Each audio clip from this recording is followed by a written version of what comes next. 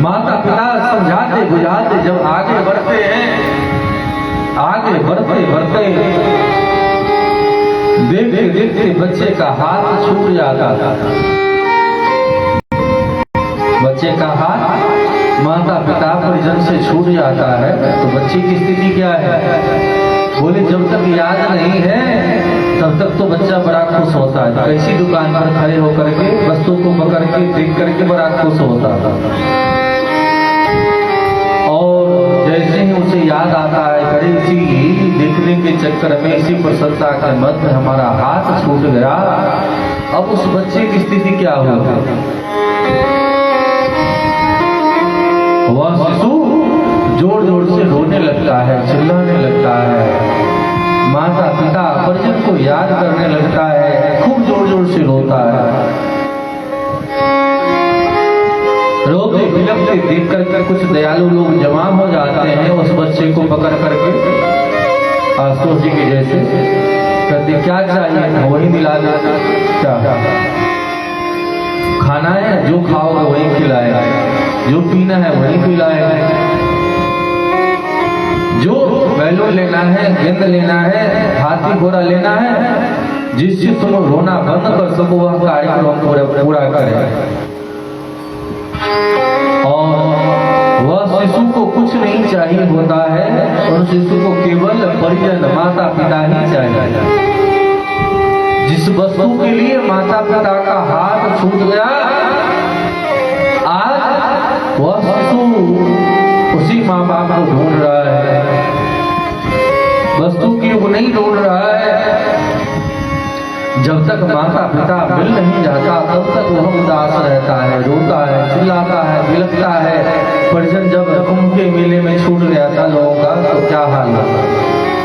और बहुत लोग तो वैसे भीड़ भाड़ के चक्कर में परिजन छूट गए, बहुत लोग तो जानबूझ करके गए थे कि परिजन हमसे छूट जाए,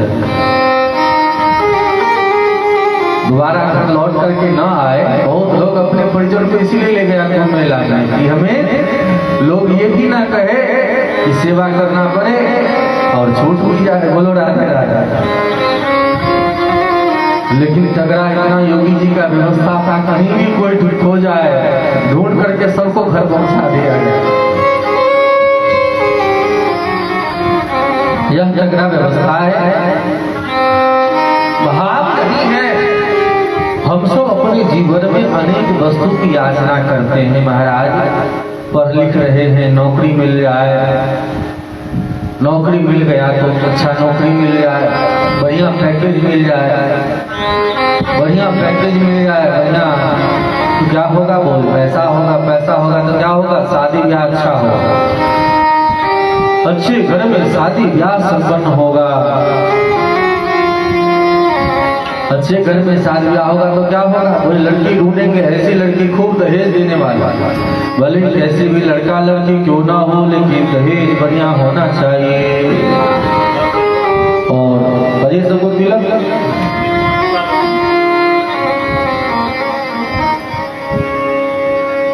भाव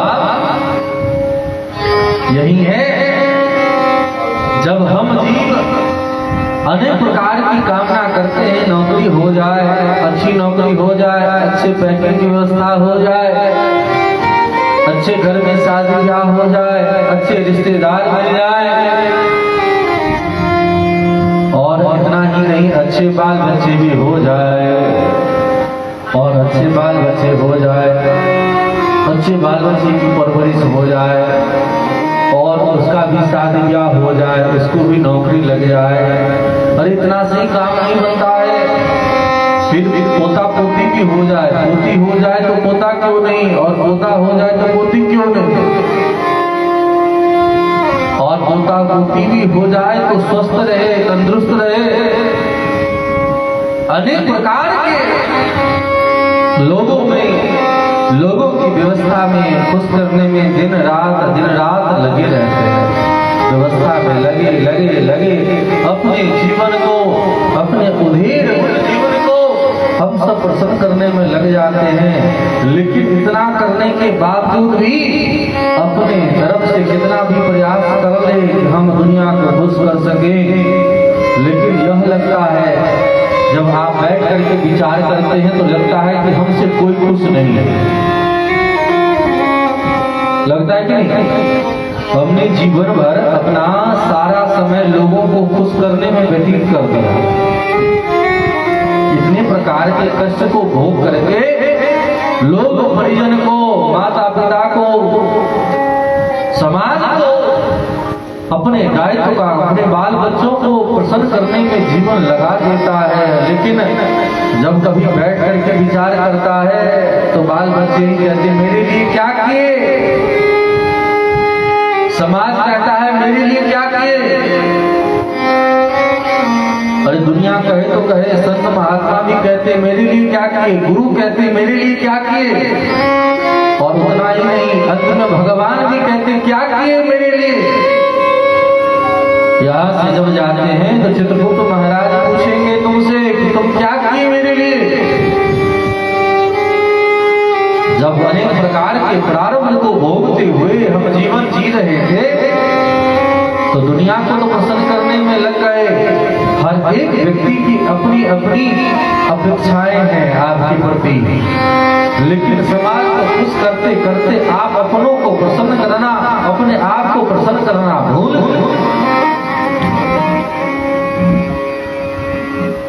जो जिस कार्य को करने के लिए हम आए थे उस कार्य को ही हम भूल गए, और उस कार्य को जब भूल गए तो केवल रोने के सिवाय कोई काम नहीं आया। गाड़ी निकल गई तो घर से चला मुसाफिर, कि नहीं, गाड़ी निकल गई तो घर से चला मुसाफिर। जब समय पूरा हो जाता तो लोग सोचता अच्छा अब 7 बज गया, अब विदा हो प्रस्तुत हो। 7 बजे विदा ही होते हैं तो फिर कैसे 5 बजे 6 बजे तो गाड़ी निकल गई तो घर से चला मुसाफिर। मासूम हाथ मलता घर को लौट आया। हम सबके जीवन में यही होता है। जीवन भर सोचते हैं एक समय आएगा तो भगवान का भजन करेंगे, विचार करो वह समय कब आएगा।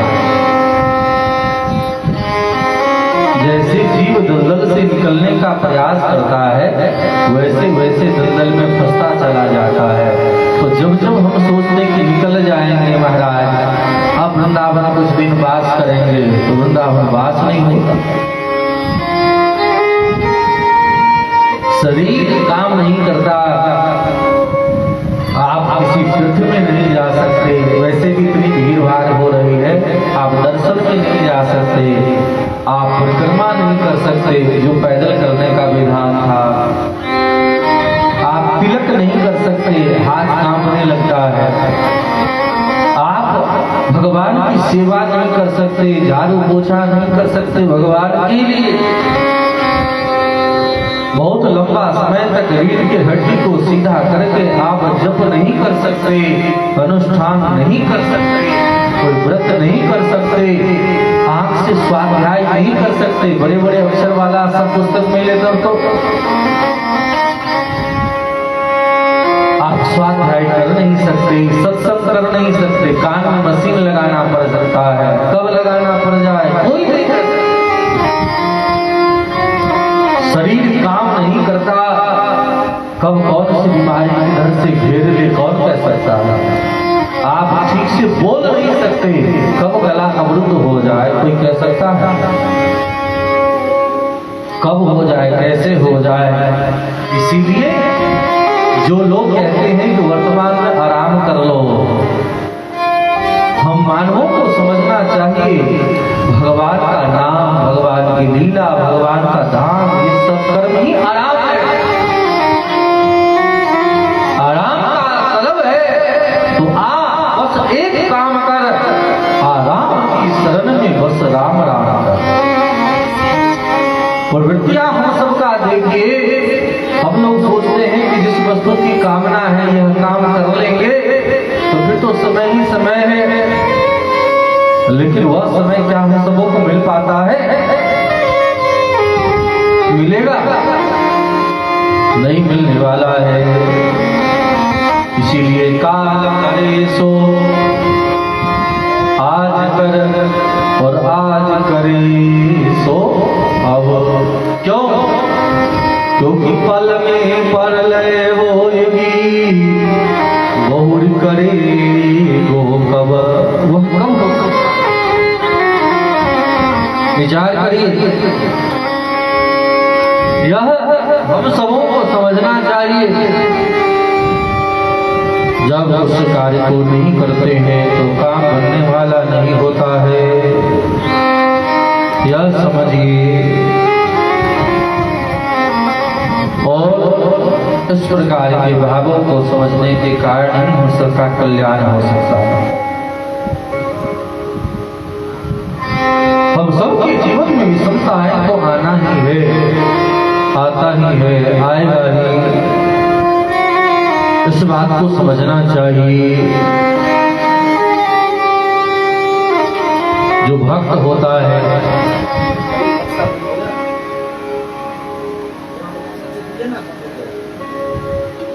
यह समझिए, शास्त्र के वचनों को समझ करके चलने का प्रयास करना चाहिए।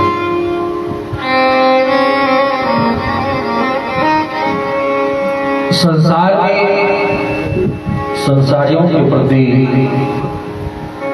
जब अलग अलग भाव जगता है तो वह भाव, वह विचार हम सबों के प्रति एक जैसा समझते हैं कि जो कार्य तुलना करने में हम सब जी बहुत माहिर होते हैं, हर व्यक्ति से तुलना करते हैं। एक नक्षत्र का नाम है मूल नक्षत्र। मूल, उस मूल नक्षत्र में किसी का जन्म अगर होता है तो लोग सोचते हैं कि बालक बड़ा खराब होता है और परिजनों के ऊपर आघात होता है, माता पिता परिजनों की मृत्यु होने का डर बनता है। लेकिन सबके जीवन में ऐसा नहीं होता है। सबका विधान अलग अलग बना है। जो वस्तु हानिकारक है वह वस्तु लाभकारक भी है। व्यवहारिक सूत्र है विषस्य विश्व औषधम। सुन रखा है ना? विष ही विश्व औषध भी है। लोग कहते हैं ये हानिकारक है तो कहीं ना कहीं लाभकारक भी तो है कि नहीं? विषस्य विश्व औषधम। मूल नक्षत्र में अगर व्यक्ति जन्म लेता है तो कुछ परिजनों को कष्ट तो होता है, लेकिन कभी कभी वह संतान विश्वविख्यात होता है। सुदैसा नक्षत्र में भी बालक किसी का जन्म हो तो वह तेजो तदाकी होता है। किसी को शनि ग्रह लग जाए, राहु केतु लग जाए तो केवल हानि होता है ऐसा नहीं है, दोनों प्रकोप है। अगर उसके जीवन में यह है तो लाभकारी बन जाता है। और ऐसे मूल नक्षत्र में ही संत प्रवर श्री तुलसीदास जी महाराज का जन्म हुआ। लोगों ने उनको खराब माना और क्योंकि जन्म लेते ही 32 दांत इनके मुंह में थे। श्री सुखदेव जी महाराज भी जन्म लेते हैं तो 12 वर्ष तक माँ के उदर में रहे। आजकल 11-12 महीने भी बच्चे अगर पेट में रह जाए तो क्या हाल होगा माता का, विचार करिए। आज के साइंस तो फिर ही हो जाएगा कि 12 वर्ष तक माँ के उदर में रहे और माँ को पीड़ा तक नहीं हुई, दर्द तक नहीं हुआ। भगवान बार बार कम करके उन बालक को वहां से निकाले हैं। तो विचार करिए। ऐसे तुलसीदास जी महाराज मूल नक्षत्र में जन्म लेकर के इनकी सेवा सत्कार चुनिया नाम की राय ने किया। घर छोड़ करके नरहरिया नदी के पास गए, वहां उन्होंने सुंदर ढंग से अध्ययन किया। पार्वती महारानी माँ का रूप धारण करके खूब सेवा करती थी, खिलाना पिलाना। उन्होंने किया माँ अन्नपूर्णा ने, भगवती ने गुरुदेव की कृपा से इन्होंने अध्ययन किया और समस्त वेद शास्त्र उपनिषदों का निचोड़ करके, जैसे श्री सुखदेव जी महाराज कहते हैं, यह स्वानुभाव अखिल सुतिसारमेक मध्यात्मदीप मति तितिर्षेताम तमो संसार नाम करुणया पुराण गुह्यम तम व्यास सोम मुप्याम गुरुमुने। यह जो कलयुग आ रहा है, इस कलयुग में अगर किसी व्यक्ति को कहा जाए कि ये विधि, ये नियम, ये साधन, हजारों व्रत हैं, हजारों नियम है, हजारों आसन है, ध्यान है, धारणा है, समाधि है, अगर इतना कहे करने के लिए तो लोग कहां तक कर पाएगा? क्या करे क्या ना करे? इतनी विविधताओं का यह देश है, इतनी भाषा हमारे भारत में है कि सभी भाषा की लड़ाई चल रही है, वर्ण जातिगत की लड़ाई चल रही है, व्यवस्थाओं बातों का लड़ाई चल रहा है। अन्य देश में कम से कम इतना तो नहीं होता है, लेकिन भारत की विशेषता है कि यहाँ अनेक प्रकार से लोग लड़ाई लड़ते हैं। जो संप्रदाय का अभिप्राय है सम्यक प्रविष्टम यथाच दानम, सम्यक प्रकार से रास्ता प्रशस्त करना, आज उसी बातों को संप्रदायिकता कह करके हम संबोधित करते हैं, तो काम कहां से बने? तो ऐसे सुंदर समय में हम सबको समझना चाहिए कि श्री सुखदेव जी महाराज ने सभी शास्त्रों को, पुराणों को निचोड़ करके, जैसे किसी को दांत नहीं हो तो क्या किया जाता है? बोले जो भी फल है उस फल को जूस बना दिया जाता है और जूस बना करके बच्चों को या बूढ़ों को पिलाया जाता है, उसे कहते वेदांत। वेदांत का मतलब है निचोड़, और वेदांत का मतलब है जिसको दांत नहीं है। दांत हो तो खा ले, दांत नहीं हो तो कैसे खा ले? तो उसे लिक्विड बना करके दिया जाता है, रस बना करके दिया जाता है। श्री सुखदेव जी महाराज ने रस बना करके परोसा। तुलसीदास जी कहते नाना पुराण निगमागम संप्रदम, अनेक वेद शास्त्र उपनिषदों को निचोड़ करके, सार बना करके, रस बना करके हम जीवों के लिए प्रस्तुत किया है कि इन नियमों को पढ़ करके, जान करके, समझ करके वह जीव इस रस का लाभ ले सकता है।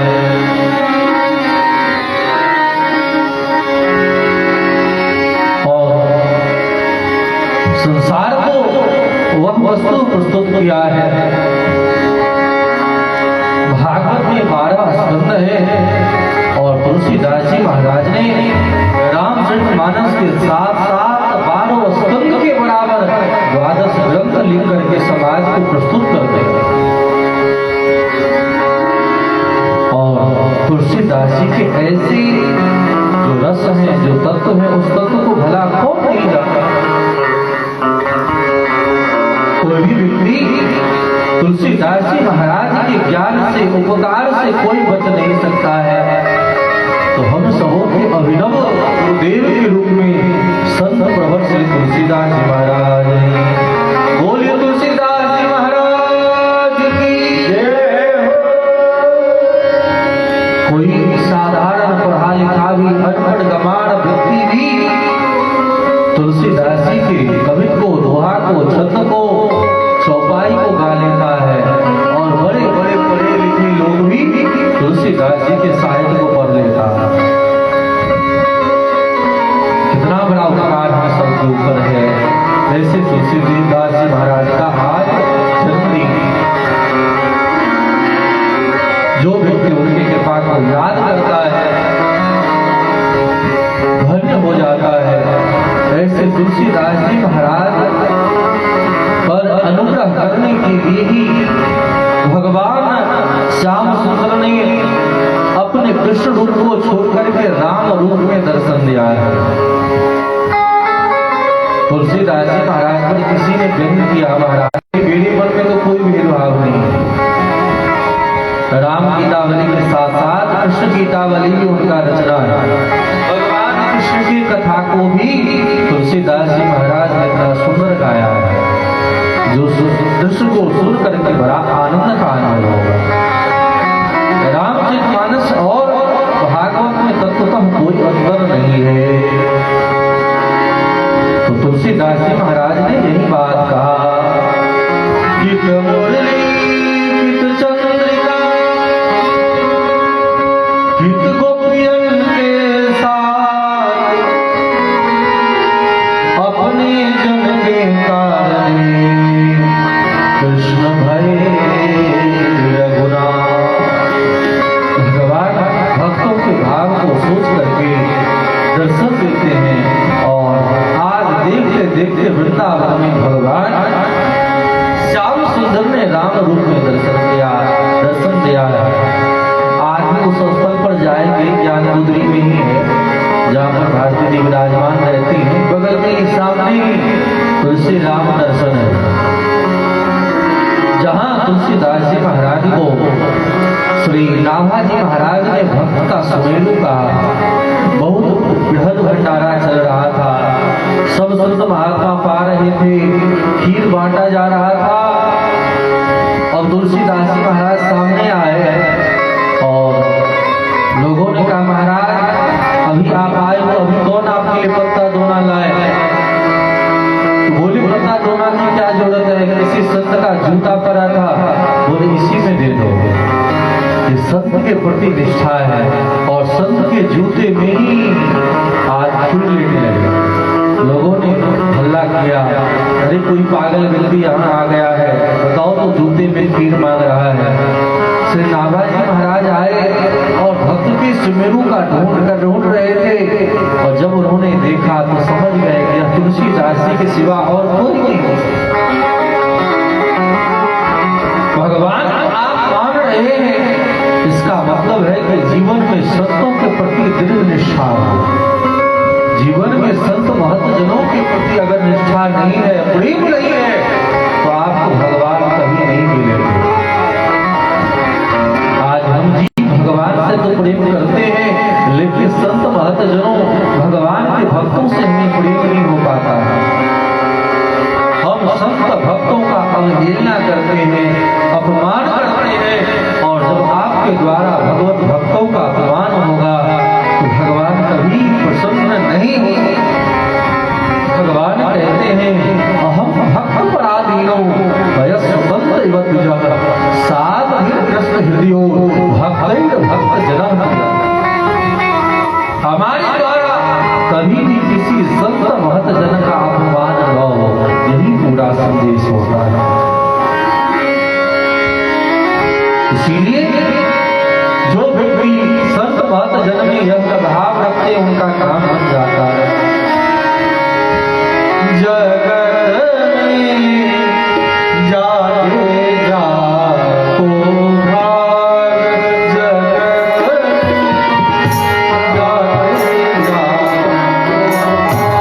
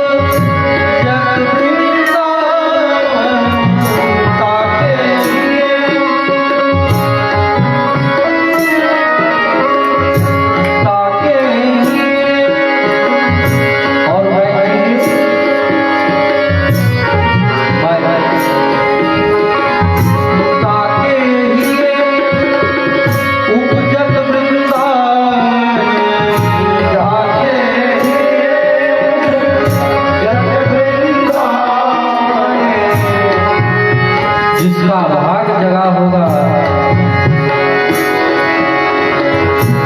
वही व्यक्ति वृंदावन के प्रति निष्ठा रखेगा, उनके हृदय में सदैव वृंदावन विराजमान रहेगा और दर्शन करने के लिए वह व्यक्ति व्याकुल हो जाएगा। यह अनुराग की परिभाषा है। लाख कष्ट होने के बावजूद भी वह वृंदावन में वास करने का सोचेगा। तब जिसका भाग है, जिसका भाग नहीं है, जो अभाग है, वह वृंदावन वास नहीं कर सकता है।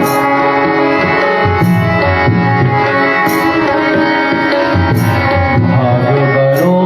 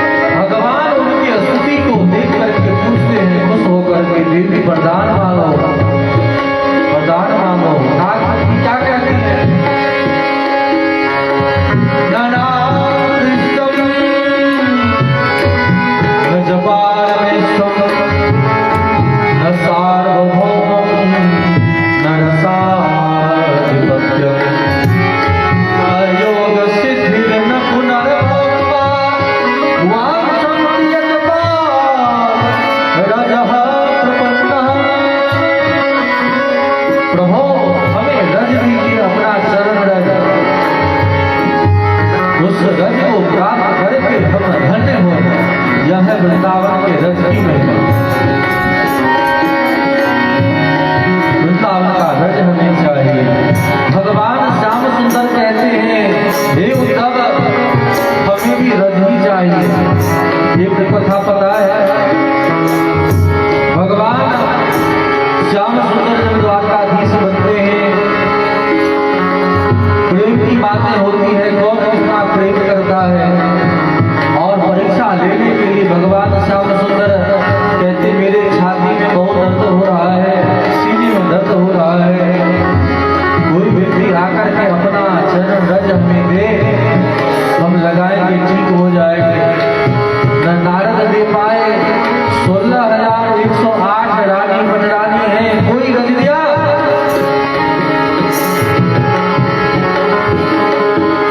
कोई रानी मनरानी रज नहीं दे रही है। कोई द्वारकावासी इतना भक्त है, कोई रज नहीं दिया। भगवान ने नारद जी को भेजा, जाओ ब्रज में और उस ब्रज में जाकर के रज मांगना मेरे लिए। नारद जी वृंदावन गए, उन ब्रज की गोपियों से कहा, श्याम सुंदर के सीने में दर्द हो रहा है, कैसे ठीक होंगे? बोले कोई अपना चरण रज उनको देगा तो ठीक हो जाए। और वृंदावन की जो गोपियां हैं, प्रेम करने वाली हैं, भर भर के थैला रोटी बना करके दिया। हे नारद जी ले जाओ, इस रज को जाकर के उनके शरीर में मल दो, ठीक हो जाए।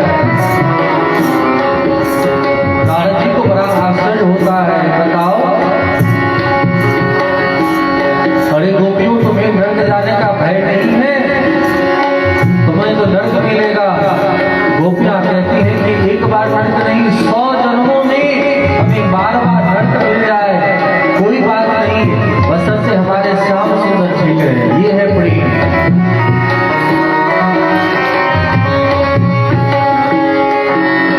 प्रेम त्याग सिखाता है, तत् सुख सुखित्वम्। और उस रज को ले जाकर के भगवान के सीने में मला, भगवान ठीक हो गए। ये है वृंदावन का रज। भगवान श्याम सुंदर कहते हैं एकादश स्कंद में, निर्वेक्षम मुनिर शांतम निर्वैरम समदर्शन अनुप्रजाम्यहं दिव्यम्।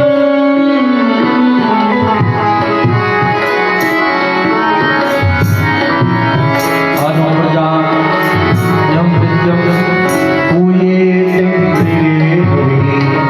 जो ऐसे संत मुनि महात्मा होते हैं, उनके चरण रज हमें जाए। हे उद्धव, उन संतों का चरण रज हम स्वीकार करते हैं, उसका ठीक होने का तरीका है। यही बात हनुमान चालीसा में भी कहा, श्री गुरु चरण सरो रज निज मन मुकुर सुधार, वरनो रघुवर विमल जसु जो दायक फल चाहा। यह रज, यहां यही बात कहते हैं, सोरज अवध कृपा करी दीनी, सोरज कृपा करी दीनी, अभय शान बजायो, अभय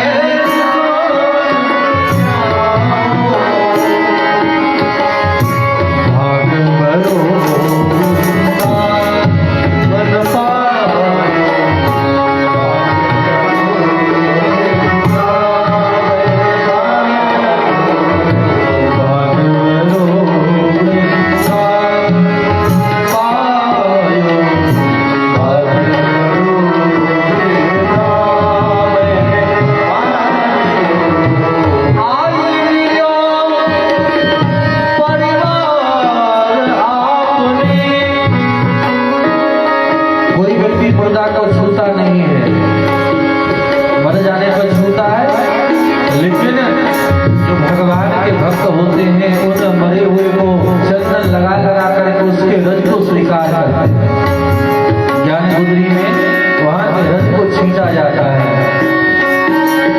सब गले लगाते हैं, खूब नाचते हैं, खूब गाते हैं, खूब उत्सव मनाते हैं। कंधे पर संत महात्मा लेकर के चलते हैं। लगता है वैष्णवों का समाज आज उपस्थित हुआ है। दुनिया में जो वैष्णव नहीं, भक्त नहीं, वह हमारा परिवार नहीं हो सकता। वास्तव में तो वैष्णव लोग का जो परिवार है वही परिवार अपना है। भक्तों का, संत महात्मा यही हमारे अपने हैं, बाकी कोई अपना नहीं हो सकता है।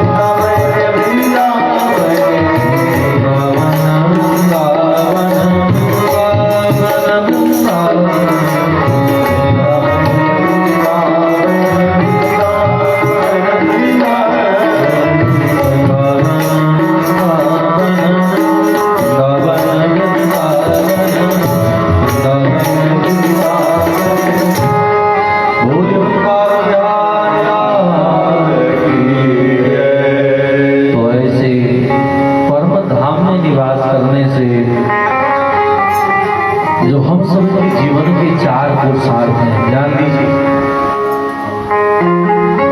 सामाजिक व्यवहारिक जगत में चार पुरुषार्थ हैं, धर्म, अर्थ, काम, मोक्ष। आध्यात्मिक भी चार पुरुषार्थ हैं, वह है रूप, नाम, रूप, लीला और धाम। यह भक्तों का चार पुरुषार्थ है।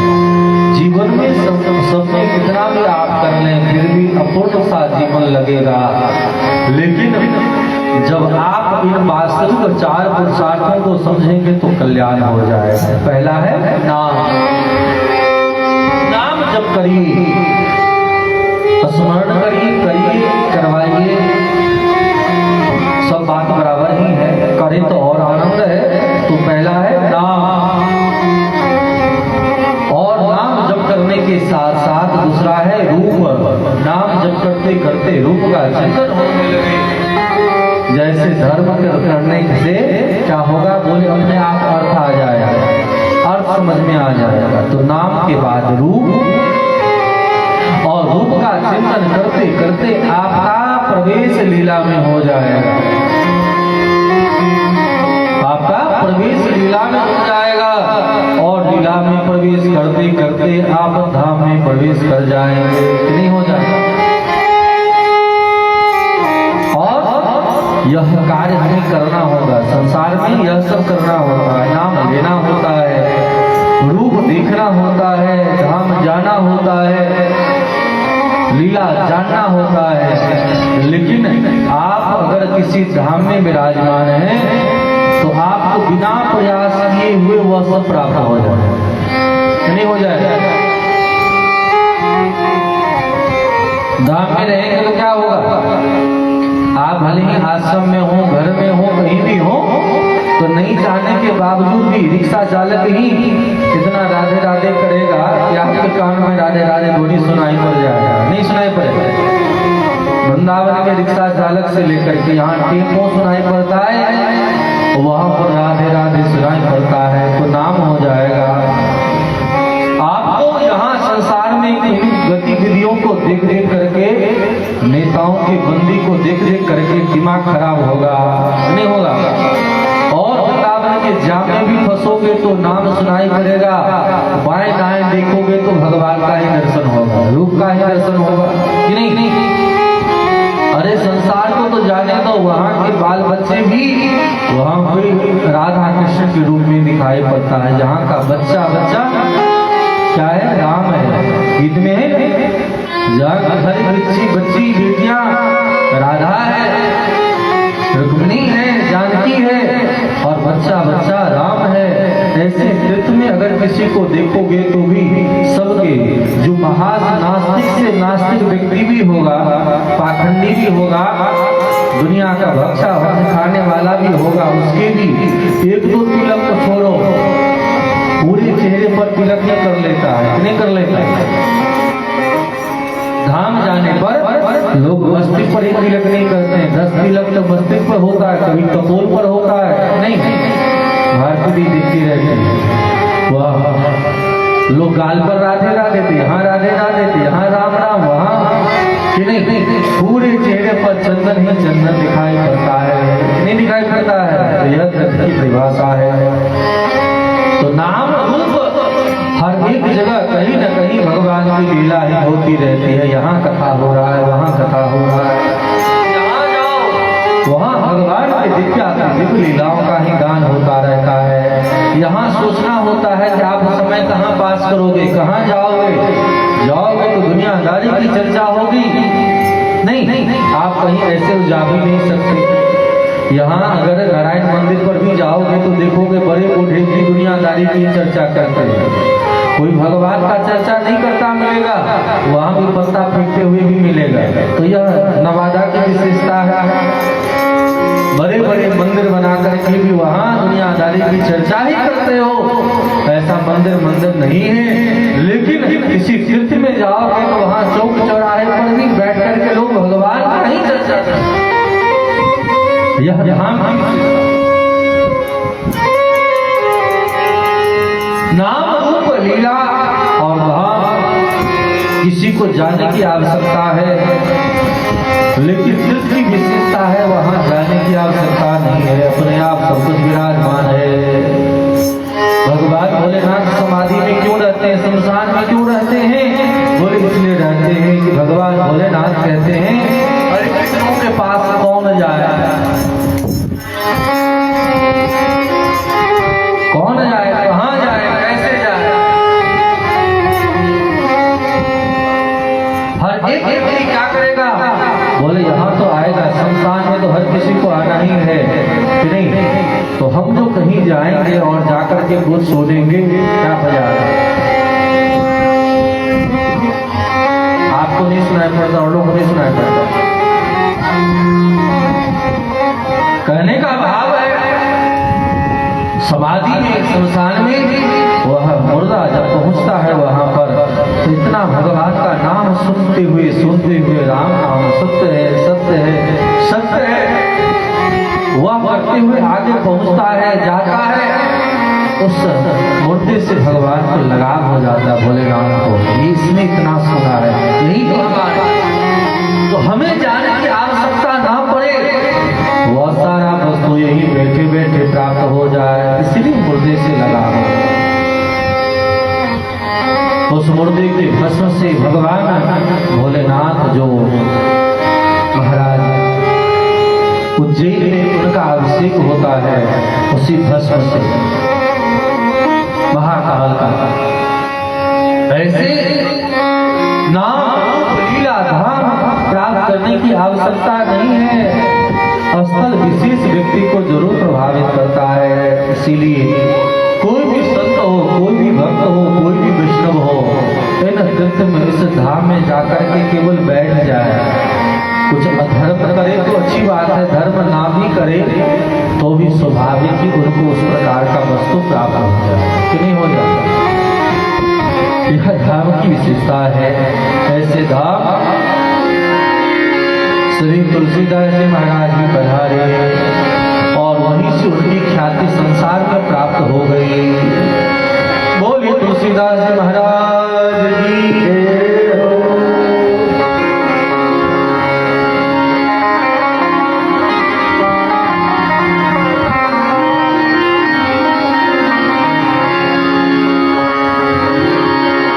तो ऐसे तुलसीदास जी महाराज का आज जयंती है, तो एक बधाई हम सब गाते हुए झूलन में प्रवेश करेंगे।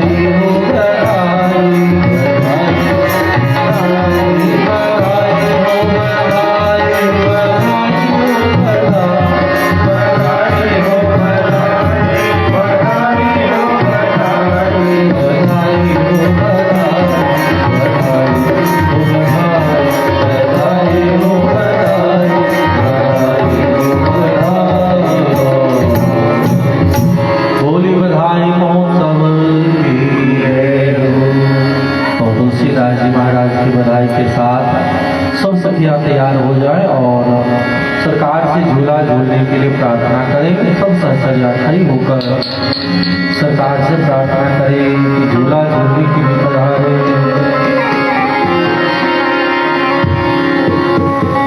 सब मिलकर के गान कर रहे हैं, सब सखियां खड़ी होकर के प्रेम पूर्वक गान करें। ओ प्यारी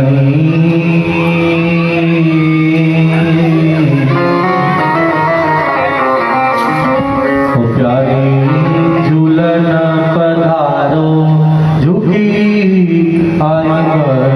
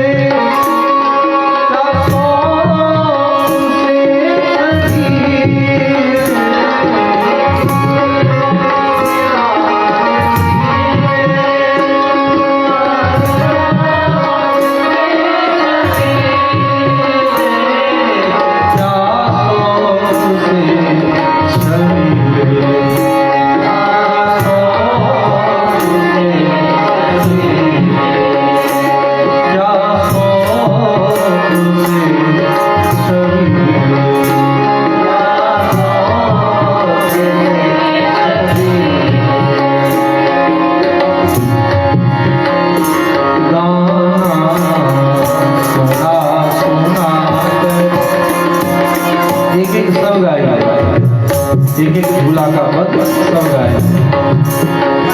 बहुत वर्षों से सब लोग सुनते आ रहे हैं तो सबों को तो याद हो गया होगा। आशुतोष जी, एक आशुतोष जी आज सुनाए पहले गाना सुना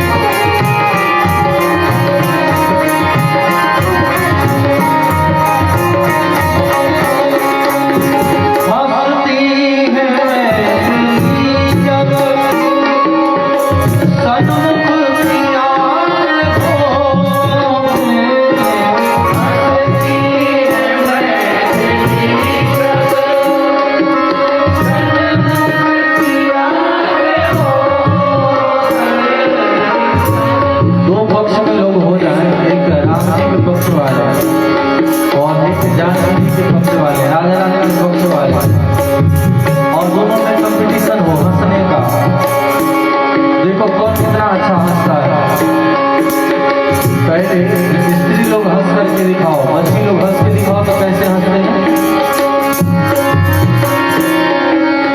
हंस के दिखाना है। मास्टर साहब आप किसके पक्ष में हैं? किसके पक्ष में? स्त्री के पक्ष में। एक बार हंस के जरा दिखाइए। भगवान के पास जाकर हंस के दिखाई। स्त्री के पक्ष में मास्टर साहब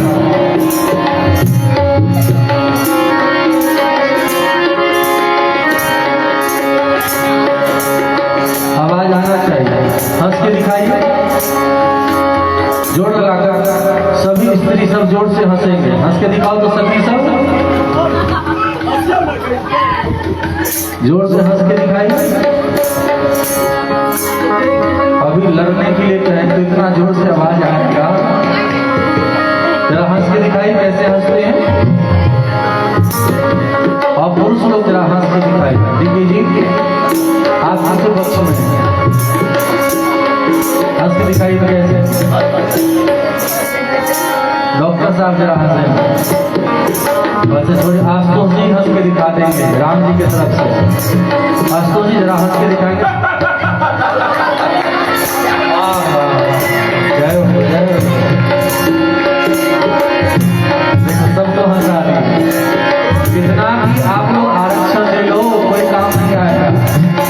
क्या डॉक्टर साहब पुरुष ही आगे रहे। जरा हंस के दिखाइए।